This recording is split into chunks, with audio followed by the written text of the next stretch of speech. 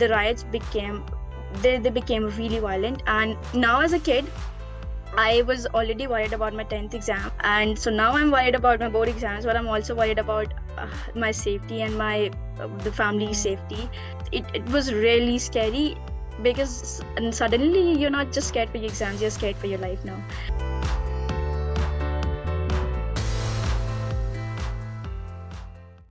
Every voice matters, especially when it comes from youth who are going to shape the future of our world.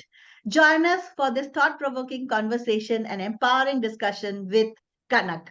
Hi, Kanak. She's joining me from Delhi. Hi, ma'am. How are you doing? I am doing great. It's just getting a little cold here because it's raining. Yeah, that's Oh, good. nice. Nice.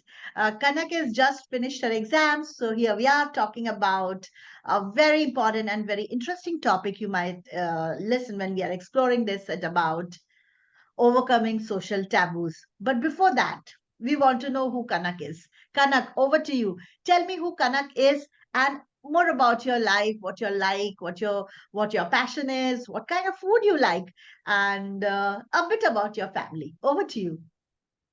Thank you, ma'am. Hi, I am Kanak. I am 18 years old. I am doing my bachelor's in computer science honors from Hansraj College, Delhi University. I live in Delhi. I have grown up in Delhi. My father comes from Delhi, although my mother belongs to Gwalior, a city of historical significance in Madhya Pradesh. So, like a very typical Indian kid, I spent most of my summer holidays at my nanny's house, playing video games and just hanging around. Other than that, I am a sports enthusiastic. I love sports. Dal chawal is the Dal comfort food. Yeah. Dal chawal is comfort food for everyone. Great. So you have a sibling? I do have a sibling. He is 2 years younger than me. He's in 11th grade. So yeah, I did my also Or I did my schooling from science background. So science background. Yeah. so you said you are doing a bachelor's in computers, right? All right. And Hansraj College is a great college. I've heard a lot about this. First of all, I wanted to ask Kanak, when I met her, when I was speaking the pre-prep interviews, I noticed that she speaks very fluent English in spite of not coming from a very well-to-do background. And we have a typical thing, okay, English, not an English speaking background. How will she manage? But when I started talking to her, she was more comfortable. Had her vocabulary really something which I was pleasantly surprised. So I want to ask this question, Kanak, that how did you, coming from a background where it was more of Hindi speaking, how did you manage to get to this level of English speaking and that confidence which you get to speak on camera? All the credit goes to the organization which is Teach for India. So they Okay. give us the organization helps people helps kid in underprivileged areas. They come to schools, they pick up classrooms, and then they take them along for till they graduate their 10th. So my teachers used to my teachers they in the classroom they made this section which was library, and they used to keep novels and books in there. And we used to have every day we used to have a library reading period where the teachers used to make us read books, and then we used to discuss, give reviews on that. That is where I picked up the habit of reading books, and I think that really helped me in gaining command over the language. So we all know about Teach for India's contribution, but I have never interviewed somebody live on who has been a Teach for India fellow and who has really gained out of this. What else would you say other than English speaking? What are the other skills you learned throughout your school life because you are part of Teach for India? The most important factor about a teacher in the classroom is the connection you get to make with the teacher. Like there is a personal bond. We don't call them sir and ma'am. We are supposed to call them didi bhaiya. So automatically giving that a relation to I mean the name to the relation, that builds a connection, and you carry that forward. For after 2 years the teacher changed, and I remember like every time the teacher used to leave, we were all in tears because we had that connection. And Okay. a prominent part was making it a very inclusive space, it making it comfortable for all to express themselves, to be who they are. And yeah, we used to have a lot of fun activities. That has they have a important impact on everybody's life. Like, I can understand. Me being a teacher, I can see how fondly you're talking about inclusivity. That's very, very important. I mean, we don't give it that much importance in our school.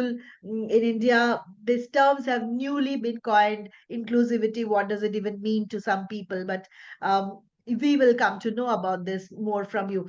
And after, from grade 10, when you passed out of Teach for India, and 11th, 12th, you did in science, and then you were picked up by KARM as a KARM fellow. So tell me about that journey. How did it happen? And you were an excellent student. You were a very high achiever. You did good grades in 11th and 12th. How did they pick you up? And how has your life changed after that?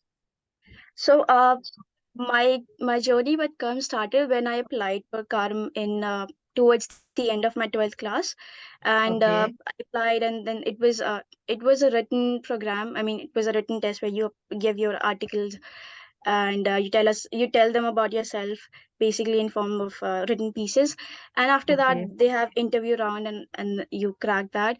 um Something about KARM is that their environment is very similar to the environment that I found in Teacher India classroom. Above anything, it is the support system you provide. It is the guidance. It's like in form of guidance. It's in form of fellow mates you have, or in terms of the faculty. That is important. Plus, when uh, when I passed out my 12th, I was very confused. Like, I didn't know what I am supposed to do. I was doing engineering, even though I knew engineering is not something I want to do. I Mm. was uh, I was all over the place, like doing everything, trying to figure Yeah. out everything. And then KARM came and I got selected for KARM, and along with that, I appeared for CUT exam and got into this course in this college. That is when I was able to figure out that, maybe I this is what I want. And if KARM had not been here, I think I might have taken a drop year and tried to do engineering, even though I know that's not something I always wanted to do. So All yeah, right. they didn't like stop me from doing that, but yeah, they helped me figure out like one thing that I really. Mm. So, Kanak, tell me about after this, what do you plan to do? Do you have a vision for yourself? Where do you see yourself after doing this graduation? After graduating, like I see myself working in the tech field only. I Okay. I figured like in my 11th and 12th, or out of all of the subjects I had, computer science was the one that I really enjoyed, and it felt more. I was able to Natural. connect. Also, yeah. Also, I thought this is the field of science that has the least application of maths in it. I was wrong, but okay. Okay, okay. So you see yourself in a tech field In the tech for field, yeah. in future making life there and doing well for yourself. Yeah. So coming to today's this topic, which we had decided upon, social taboos. Talk about your journey. I remember when we were talking that you had told that something about you when you were young. You used to dress up as boys, like you used to wear shirt and pant, and it went on for quite some time till grade 9. So tell us about the journey of how it all started that you dress up as a boy, and how inclusive your school was, and what was your experience throughout from grade 2 or 3 till grade 8. Tell us about this. Uh, so okay, I'll start with this. Towards the end of my ninth grade, we had the first wedding in our house. Right? It was the first wedding from my generation. So I was obviously expected to wear lehenga and like dress up appropriately, and I did. It was not a very bad experience, but I did. So the comments I got on wearing the lehenga was, "Oh, now you look good. At least you're learning some mannerism now," which I'll Uh, quote in Hindi, like the exact word they said, "कि अरे आज तू अच्छी लग रही है, कम कुछ तो नजाकत सीख रही है." It was okay. unsettling for me, but I didn't say anything. But yeah, it was unsettling. Let's take back. So when I was in LKG class and around like first standard, my teacher used to make me stand in the boys line. Why? Because uh, I used to wear pant shirt. I had boys haircut, and I when I speak Hindi, I speak it with the boys tone, like I say "karta hu." I still do it uh, sometimes. I mean, I still do it now, and yeah. Um, Also, my name is not a very it's a very gender neutral name. Generic name, yes. It does not speak a lot about gender. So For obvious reasons, she used to make me stand the voice line. I don't even blame her. My mother went to her and she said, "Oh, please, she's a girl, make her stand in the girls' line and address her like a girl." And she very calmly agreed, and she's like, "Okay, yeah." And that happened till my eighth grade. I as the school uniform, I used to wear short pant, and my parents were very accommodating. Like they never pushed me into wearing anything. They were okay with whatever I was wearing, and they still don't do it now, except for my mother sometimes like requesting me to dress appropriately for certain occasions. Except for that, there's no pressure. uh and that continued till eighth grade. My, as I said, the classroom. So I never I never felt like I'm standing out from the crowd for not so good reason, or people are looking at me saying, "Oh, you look different, like you don't look like a girl." That never happened with me. uh Coming to ninth grade, so ninth grade I had to change my school. It was, I went from an co-ed private school to a girls government school. I was so fixated on the education, the teachers that I will get, that didn't focus a lot on the dress part, on the uniform that I'll have to wear. And Mm. so in the night, I and my mother, we went to buy the school uniform, and the Okay. uncle asked me, "What is the size of the suit that you wear?" And Huh. I looked at him Suit. like, "Uncle, shirt pant available nahi hai." He gave me this little side eye, and I understood that okay, what that meant. So I didn't protest much, because I thought this is an all girls school, and they probably don't have that option, and they're not going to accommodate my needs. Uh, I bought that. Okay, it was not uncomfortable. The dress itself was not uncomfortable, but probably I was not mentally prepared to watch myself wear that, and with the with the braids that we have. So my first day, it was weird, not because the clothes were uncomfortable, but because the experience The in whole. itself was a Uh, weird. Yeah, it was mm, awkward. It was weird, but thankfully, I my classmates had changed the same school. So when I went to my school, they were like, "Oh, you look a little different, but that's okay. I mean, that suits you." So yeah, mm, they were happy. They were okay. mm, So this mm, continued till ninth, and ninth happened, and then I slowly became habitual of wearing that, and slowly the hesitation around wearing that, it came down. Then now I'm in college, and again, my college is also a very accepting environment. There's no one who is like who's so bothered about appearances. So yeah, I'm now free. I dress the way I want, and now I mm. very consciously try to push my boundaries a little, so that I can explore the the section of clothing that I am not able to access because it lies out of my comfort zone. But I do it out of my want, not because out of expectation. I want Yes. to, yeah, I just want to make it a little more flexible for myself. So yeah, Mm. that was a social taboo. Wow. Kanak, your story is really amazing. When I was thinking, like, why can't a girl ask to be wearing shirt and pant? Why is that option even not available? Like when you said that, what if I want to? But I see there are PE dresses, right? In some schools and all, the girls are allowed to wear full short, full pant and a t-shirt for PE. And I see Kanak in many of the schools now. I'm talking about Mumbai and all. People do wear. They have done away with skirts because it's more. um practical for girls to sit and do activities and be more, carefree. So they are allowed to wear t-shirts and full pant or kind of a track pant kind of a thing that I've seen has come. But I think what you're talking about is that's a choice you are at least given. You are not forced. So do you think that this should be there, made an option for the girls? Should be an option, like maybe a clothing, what your school uniform should at least have the option where if somebody feels more comfortable wearing skirt, they have the option of wearing skirt, and if they feel more comfortable wearing pants or track pants, they have the option of wearing that. I mean, that should be Yeah. just a choice. Yeah, I think its change will come, but yeah, it's very important to see this change throughout India. As I was talking about this topic, also there is something very interesting about Kanak. I realized that Kanak doesn't use her surname.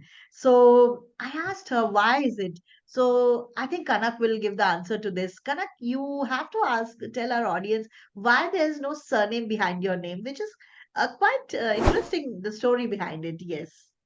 Um, I have wondered about the same for a very long time, and my parents never gave me a complete satisfactory answer. They would just say that, "Oh, you don't have a surname because we don't have a surname." So that was their answer, and I didn't know. I didn't really bother on asking this question until my 19th grade. And one day when I asked my father, like, why don't we have a surname? So he said, you don't have a surname because our caste falls into the category of scheduled caste. And the usage of surname really speaks for your caste. And my instant reaction was, why is there a need to hide your surname? Because it's illegal in India to discriminate on the basis of caste, and we should not be doing that. But when I Mm, went back and I was thinking about it, our neighborhood has a lot of influential people. We have politicians living here, we have police officers and family of the MLA living here. It would have been very difficult to survive in a neighborhood that's also very religious, to say least. And mm, like, plus my grandfather owned a sweet shop. We still own it now, but he made it a very profitable business in his time. And I look back and I can understand why was there a need to do this, because people from the upper caste or influential people would not buy sweets from a person who falls into the scheduled caste category. And mm, yeah, so there was a need, and I do understand, like, if hiding our surname gave us a better future prospect and it saved mm, us possible discrimination that could have happened, then it mm, was okay. Plus my mm, family is also religious.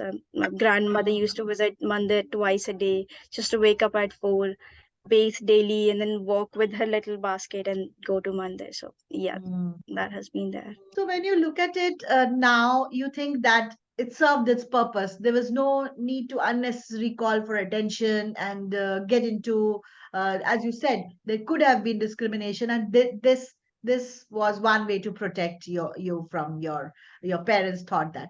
So, but when you fill up the forms and all, you leave the surname part empty, or you do have. I face a lot of problem because of that. Like, firstly they'll ask me what's your surname, and then I'll like, I don't use a surname. So I got to know about this thing after my 11th. But before that Uh, I was like, we don't have a surname because we don't have a surname. And they used to say, and they used to look at me saying that everybody has a surname. And I didn't know the reason, so it was very confusing for me, and it was a lot of problem. Now what they do is that you add a dot to it or you repeat your name, which is not the best solution, but yeah. oh, okay. So in your grade 10 certificate, it's just Kanak. It is just Kanak. These are something we really don't give a thought unless I came to know about you. And these are the taboos which we have. Why can't we have, like, now, if you are a married woman but you don't want to use your husband's surname, you can keep your maiden surname. That was 20, 30 years back. It was unthinkable when we were married. Okay, you have to have a husband's surname. But later, now people don't even change their surname. This change has come, I believe, with you or with so many people like that. They might think of dropping the surname part completely. What do you say? Dropping the surname can be seen as an Option, option. option. Yeah, I mean, it's an option. Like, if you don't want to, you're okay. Yeah, I mean, there should not be a need to put in a dot or repeat your name. Not. If I, Hmm. yeah, I have just my name on my mark sheet, but bank don't allow that. Banks Yeah, don't. They true. they And your they don't. true. Also, Kanak has a very interesting story to talk about when she was in grade 10. That was the pandemic year, of course, 2020. And she was in the midst of Delhi RAD when she was appearing for her exam. So I want you to talk about that. Take her back to 2020, Feb. What happened and what was the scenario around you? And what was the fear in your mind? And what was going on? Your exams were also on. So just take us back. Um, yeah, so I had my first board exams. I think it was 26th Feb. I had my exam of English, and I was like I said, each one in the classroom they used to take extra class because they wanted to be very sure that we prepared well. So my Didi was taking an extra class, and this was I think on 23rd Feb, and we were returning home, and that is exactly the date when the major event that sparked the whole riot happened. And I came home. My guests were there at the home, and my father and mother they were watching the news channel, and so there the news was that there was a rally and there was stone pelting, and now it has Yeah, become pretty violent. But it didn't seem like a big issue because although CA and RC protests were already going nationwide, so yeah, it felt like yeah. it's gonna subdue in a while. But that didn't happen. So 24th came and the riots became they became really violent. And now as a kid, I was already worried about my 10th exam because board exams are the first milestone in a kid's life, and you're supposed to excel in that no matter what happens. And so now I'm worried about my board exams, but I'm also worried about my safety and my the family's Mm, safety. Like mm, the neighborhood still is a safer option because we have people here, but it does not take a lot of time for things to just turn upside down. And it was really scary because and suddenly you're not just scared for your exams, you're scared for your life now. And mm, we waited I think we waited for a long time to receive some notification from the central board on whether are we supposed to go and take our exams, because our center or probably the whole northeastern region was in was on like mm. in the violent area. Yeah. So and plus our center was at a shady place, and we knew it was not safe. It was not safe to move out of our home.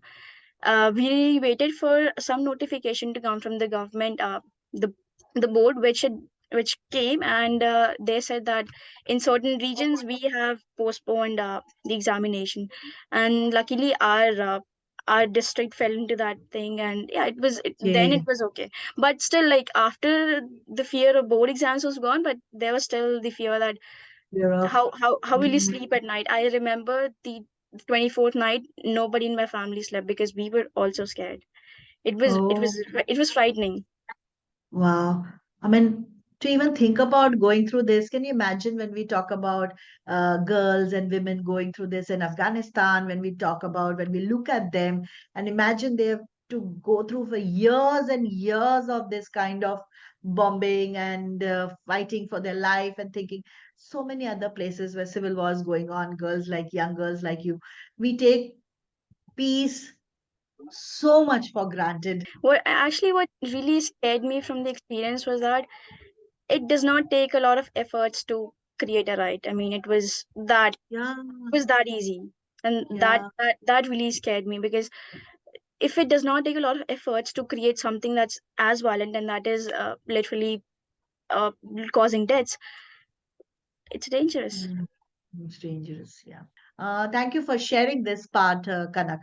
Now, coming to what if I ask you that one thing which you can, if it's given a chance, you would have to tell yourself when you were young, say when you were in school, if you have to give yourself an advice, what would that advice be? A young Kanak, you have to give an advice to her. Although my parents are very supportive and I was actually in a very safe environment, I really questioned how it was like the questioning was inside me. I used to question if what I'm doing is right, if how I'm looking is right, if the appearance is right, and if okay, nobody is telling me, but I also recognize that the way I speak Hindi is different from the way all girls speak Hindi.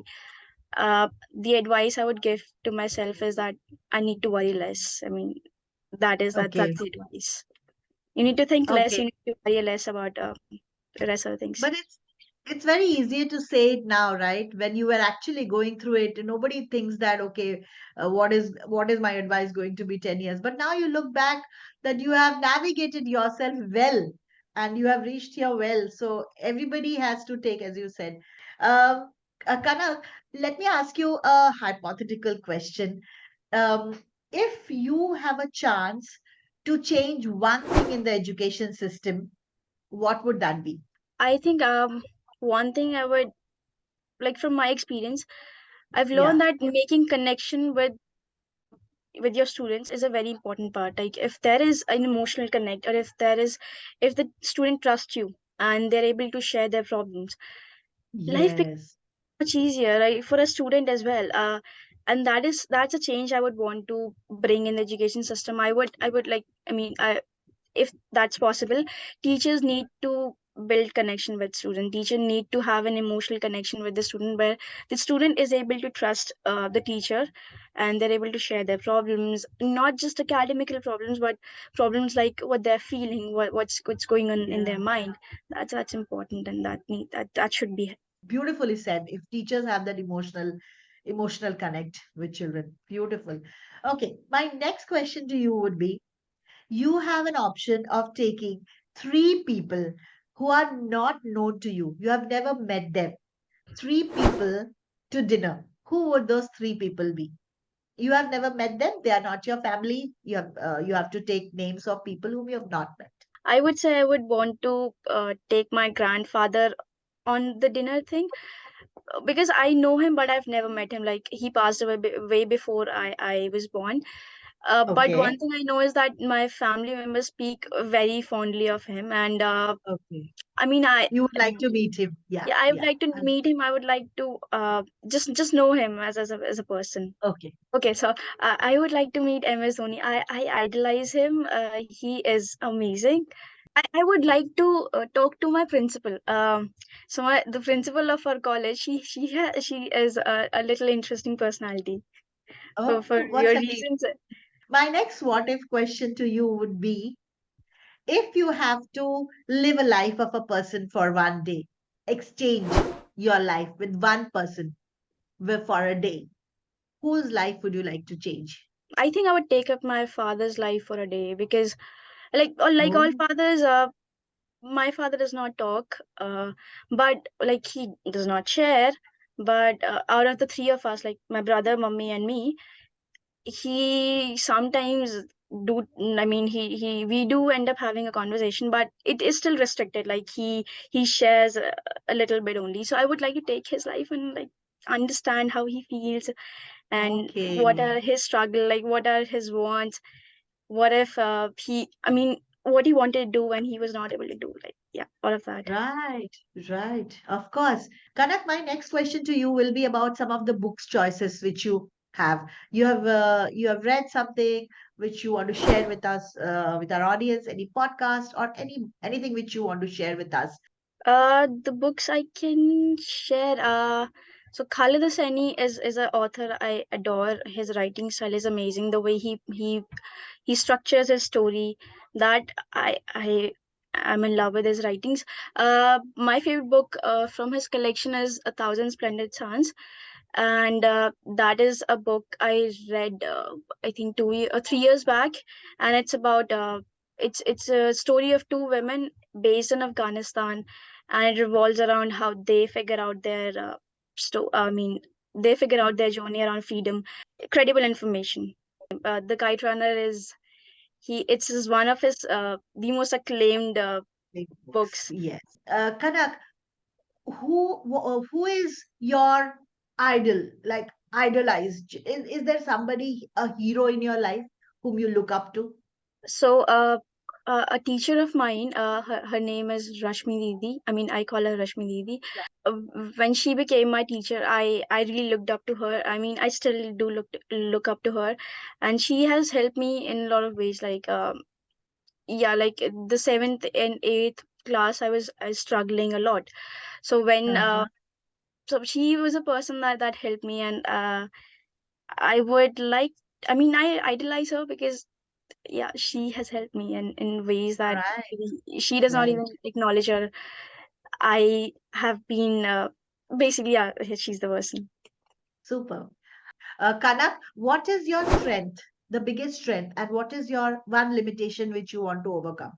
Limitation is that I'm bad with time management sometimes. Like, so if I that has been a problem for me, time management. And something, and a strength is, I think I'm a very observant person, so I'm able to observe, I'm able to understand Yeah, things that very you are. slowly. That you are. When you're talking, I can feel all your experiences have made you such a wholesome person. You have observed and you have kept it in your mind, and you are talking about them so effortlessly, so beautiful. All right, now is the time when you get to ask me a question. It's a role reversal, so over to you to ask me any question. Uh, a question I would like to ask you is that surely not every time things go according to our plan. Like things just go the other way around.